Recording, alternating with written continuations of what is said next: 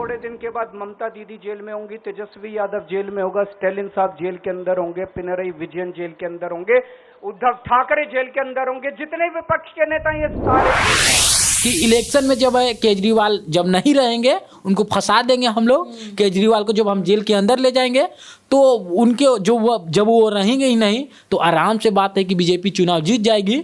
इसीलिए जो है इलेक्शन के समय में, इलेक्शन के वक्त में उनको जो है केजरीवाल के ऊपर इस प्रकार का जांच लगाया गया। मैं सिंह, आप देख रहे हैं एक्सप्रेस तक। अभी हमारे साथी कन्हैया जी हैं, आइए उनसे कुछ सवाल जवाब करते हैं। कुछ बातों को लेकर के एक साथ बैठे हुए हैं और यहाँ पे बैठ करके जो है इलेक्शन के बारे में और तमाम बातें होंगी हमारे बीच। कुछ जवाब ये देंगी, कुछ सवाल ये करेंगी, कुछ सवाल हम करेंगे, कुछ जवाब हम देंगे। तो बने रहिएगा वीडियो में और पूरे वीडियो को लास्ट तक देखिएगा।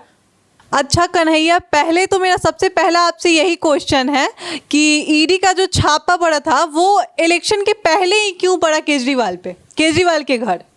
इसमें जो है बीजेपी की चाल लगती है और इस ईडी से जो है जब भी किसी भी लोगों पे जो है जांच बैठाया जाता है, चाहे वो ईडी द्वारा हो, चाहे किसी केस का सुनवाई जब किया जाता है तो जो है किसी, मान लीजिए किसी का शादी हो रहा है और शादी में जब है उसके ऊपर किसी जो दूल्हा है उसके ऊपर केस दर्ज है और जब केस का जो सुनवाई उसी दिन होना है और पुलिस जो है उसके घर पे जाती है जहाँ पे शादी हो रहा है, तो जब पुलिस वहाँ पे पहुँचेगी तो उसको पकड़ के ले जाएगी तो शादी रुक जाएगा शादी। जब दूल्हा ही नहीं रहेगा तो शादी कैसे होगा?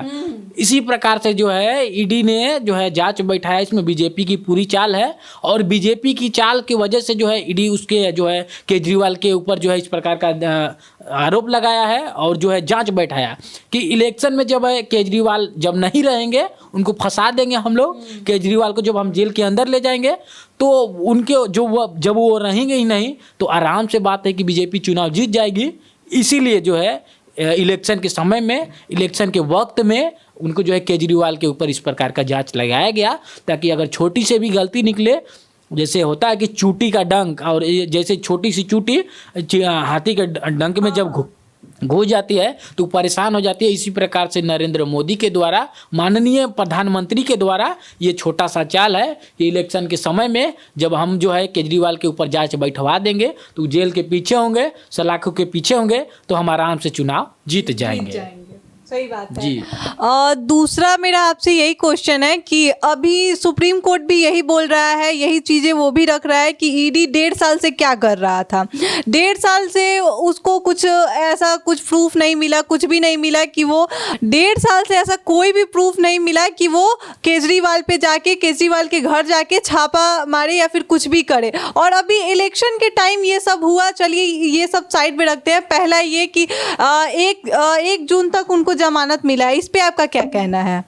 ये जो है सुप्रीम कोर्ट के द्वारा जो है दिया गया है उनको बताया गया है कि आप जो है 1 जून तक बाहर रह सकते हैं। और आपको पता होगा कि जो है माननीय मुख्यमंत्री जो दिल्ली के केजरीवाल जी हैं, वो जो जब जेल में है तो उनकी वजह से अपना कार्यभार जो है किसी व्यक्ति को सौंपे नहीं है। यानी जब मुखिया, एक बात करते हैं गांव से, तो गांव में जब मुखिया नहीं रहता है तो उसका एक व्यक्ति, उसको उप मुखिया बोलते हैं, और सारा कार्य उनको सौंप दिया जाता है कि मुखिया के नहीं रहने पे वो सारा कार्य करेंगे और सारा जो फैसला होगा वो लेंगे।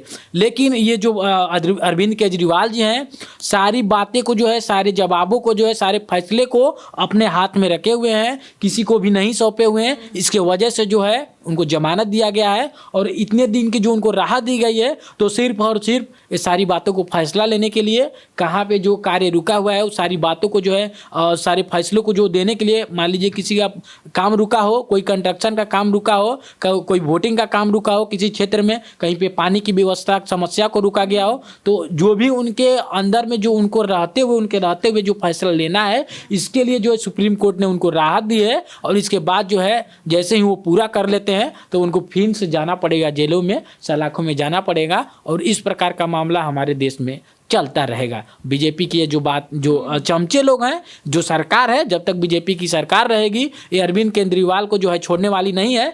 चाहे वो अरविंद केजरीवाल हो, चाहे ये आरजेडी की सरकार बिहार में कहें, तेजस्वी यादव जी हो, किसी को भी बीजेपी छोड़ने वाली नहीं है। और जब भी वोट आएगा, जब भी इलेक्शन आएगा, तो कोई ना कोई ट्रीटमेंट जो है बीजेपी की पार्टी जरूर देगी।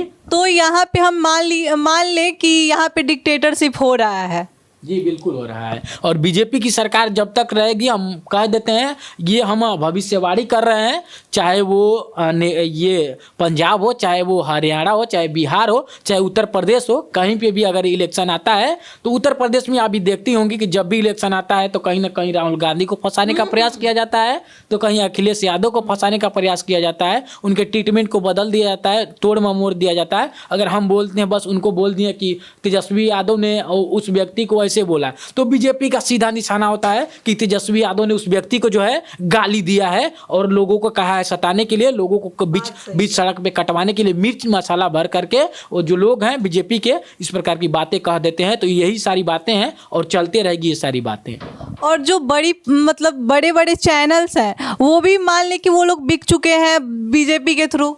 देखिए, इसमें बिकने की कोई बात नहीं है, और बिकने की भी बात हो सकती है, लेकिन बिकना है ये कहना संभव नहीं होगा, क्योंकि जब तक मान लीजिए हमारी सरकार है बिहार में, आरजेडी की सरकार है, आरजेडी चाहे बीजेपी की सरकार हो, चाहे अन्य पार्टी की सरकार हो, तो जिसके हाथ में जिसकी सरकार होती है उसके हाथ में सब कुछ होता है। अगर वो चाहे तो आपका मीडिया चैनल को बंद करवा देगा, आपके जो शिक्षा व्यवस्था को सुधरवा देगा, और आपकी सरकार ही नहीं है तो आप जाकर के शिक्षा व्यवस्था पे क्या कहिएगा, कैसे जाकर के किसी स्कूल में चेक इन करिएगा, कैसे किसी स्कूल के जाकर आप निरीक्षण करिएगा, ये सारी बातें आप नहीं कर पाइएगा। और जब आपकी सरकार रहेगी तो सारा चीज़ आपके हाथों में रहेगा, आपको किसी का भी बात मानना पड़ेगा, सरकार की बात मानना पड़ेगा। इसी प्रकार से मीडिया जो है जिसके हाथ में सरकार है उसी का बात मान रहा है, उसी का चमचागिरी कर रहा है। अगर नहीं करेगा तो उसका चैनल को बंद कर दिया जाएगा। और इसका जागता जीता उदाहरण है जो है रवनीश कुमार जी हैं, जो बातें बीजेपी का विरोध करते थे उनको जो है हटाने का प्रयास किया गया। उनको पहले बोल दिया गया कि आप जब तक हटिएगा नहीं तब तक आपका हम लोग जो है कोई आपको जो है विज्ञापन नहीं देंगे, आपके चैनल को हम कोई इंटरव्यू नहीं देंगे। ये सारी बातें जो है उन्होंने बतलाया है और उनके चैनल पे ये सारी बातें जो है रवनीश कुमार जी के पड़े हुए हैं। तो इसका सारा चीज़ उदाहरण के साथ हमने आपको बतला दिया।